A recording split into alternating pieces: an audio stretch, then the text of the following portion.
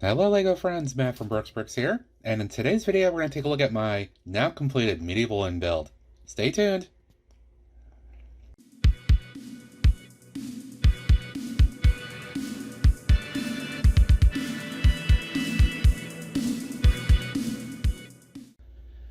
Alright, welcome back everybody, and in today's video I'm going to give you an overall summary and look at my Medieval INN that I've been working on for the last week or two here.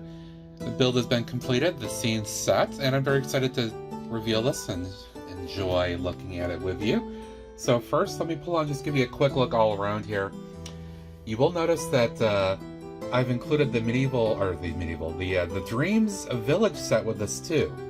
And I'll talk about that a little bit later, but first I do want to give you a look at the inn itself. And since the first update, there's been some cool changes. Pretty happy with how this came out. Let me take out the second floor and show you how the first floor came out because there's a lot of detailing inside.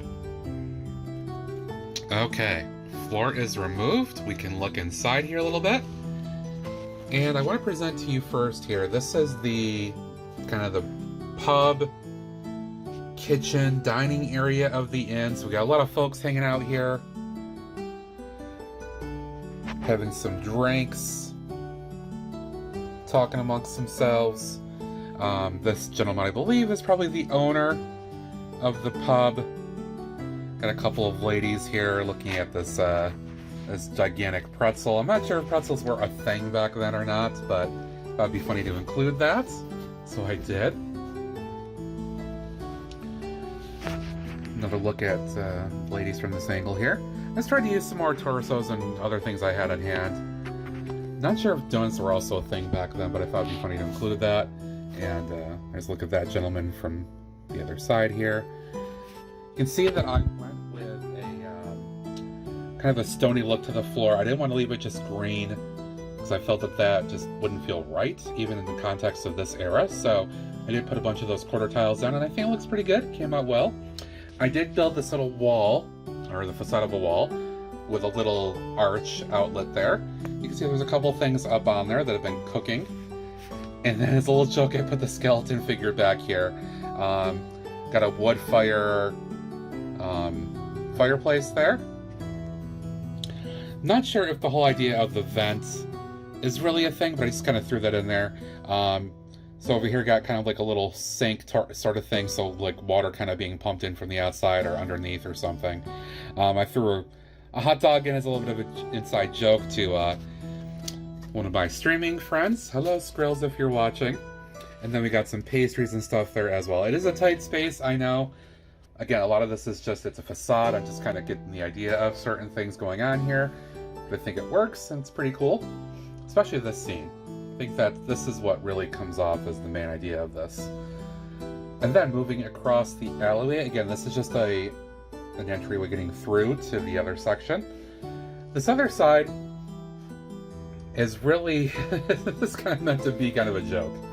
I did say that this is going to be the bathhouse of the inn, so a place where folks can go to, you know, clean up and use a thunderbox, so to speak. So the joke from this scene is, if anybody watches my good friend TazManBricks over on his channel on Twitch, as well as YouTube as well, you'll know about Grandpa Taz and his lady friend Edna. And this scene is meant to represent Grandpa Taz and Edna in their respective hot tubs, which Grandpa Taz calls Tubsy, enjoying some quality time together. And we got a bard here playing some romantic music for Edna. See, she's a little surprised that he's in there with them.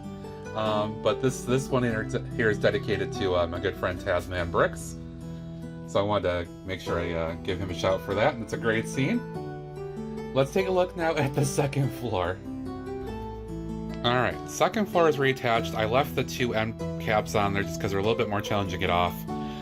But enough light comes in, you can see here I've got a couple of rooms on the two ends that have a little bit more than just a bed. They got little lanterns in there.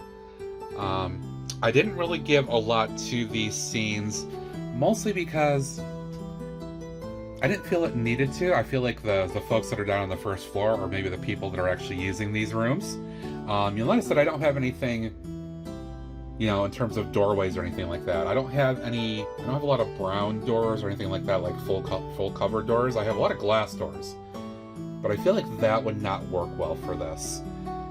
Nor do I have any cloth pieces that could kind of go over them. Like, I used up all the cloth pieces I had way back when I built my peasant village. So I felt for now, especially since this won't really be seen at this point, that this would suffice for what I wanted to do. And I think it comes out pretty well. Gets the idea across, right? It's just a place to go sleep. So there you go. And I did want to do one quick look at the outside here before I wrap up a look at this building. Notice that I tried to do a lot of little greebling, little detailing here with how I laid out all these different things. I used those 1x3 modified plates with the clips across here. We've got some of those modified rail piece plates. First floor has those little arches with the windows there, and then second floor has got standard windows, but it's got the gold window panes, or windows in them, whatever. I think that works. I wanted to change up these here, as opposed to just having the brick behind them. I think that gives a little bit more texture and kind of brings it out a bit more. I like how that looks. My thinking for the roof, I originally had 5 of these across the entire roof. I had a ton of these cheese grater style pieces from Pab from probably 4 years ago, to be honest. I had gotten them early on when I got back into Lego, and I didn't know how to use them. Went and looked around for some stuff, and I pulled out some large plates, and I'm like, you know what? I like the idea of putting these on, and I started experimenting with them, and I like how it looks. It gives this false impression of the roof actually having some more pitch than it actually does. So it comes off pretty well. And then, after stepping back for a day or a couple days, and coming back again to it recently in another live stream, I decided to go ahead and take a couple of those plates off, and I built these little additional towers.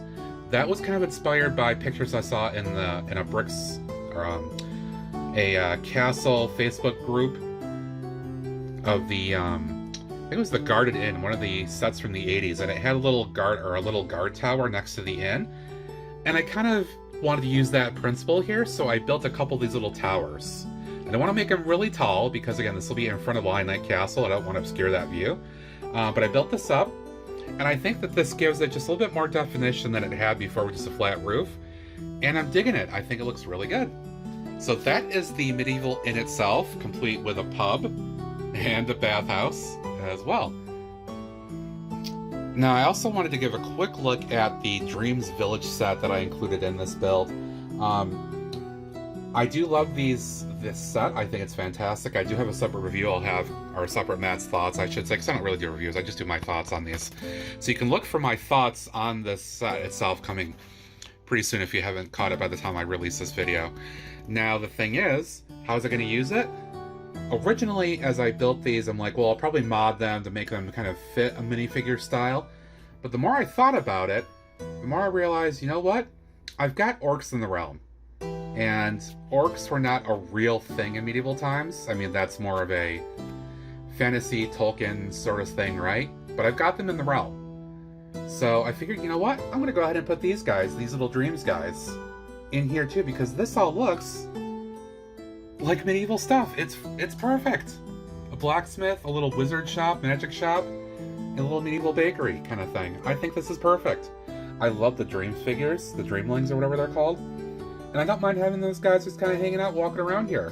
So I put them in place, and I'll do a little bit of the greebling like I do for the grass and the detailing, and you know what?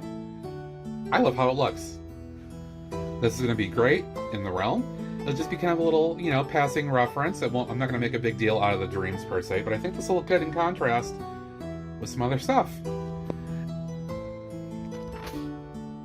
Alright, so there you have it. There's my look at my Medieval Inn and bathhouse, along with my little Dreamzzz Village that's going to be now a part of my medieval realm. It's going to become Matt Canon officially.